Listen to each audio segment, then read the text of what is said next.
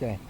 Down in the ground where I decided to plant some stuff traditional, since I had the space in the greenhouse, I've got the onions that I started from seed that are doing pretty good.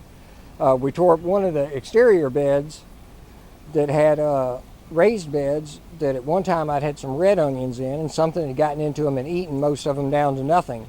But in going through the bed, pulling weeds and getting it ready, we came across about 5 or 6. My wife said there were more, she just didn't tell me. Red onion little shoots that are basically like sets. So I planted them to see what happens with them. I'm probably going to put some red onion seeds down today or tomorrow. So they'll be in my next weekly update.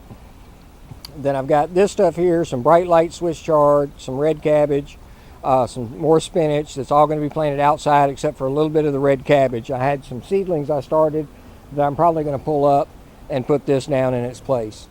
Then next there were a couple bell pepper, just waiting to see what happens with those. I'm probably going to start at least one more bell pepper in there. Then I've got 4 green cabbage. And this is some broccoli and some collards and some rutabaga that are going to go outside. I'm not even sure how well the rutabaga will do down here. It might not be cold enough, but I've got all that's going outside. Probably tomorrow. So the 4 cabbage, they've been doing good since I planted them in here. 4 broccoli, 4 cauliflower, and like I said, that one at the back was puny when it came out, so it's gonna remain puny, I guess.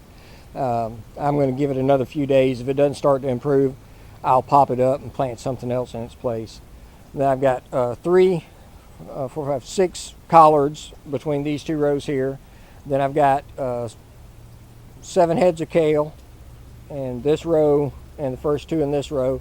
Then I've got some mustard greens in the last of this row and this row that were pretty wilted down earlier because it got so warm. I mean, you can see where this leaf just basically curled up and gave up the ghost.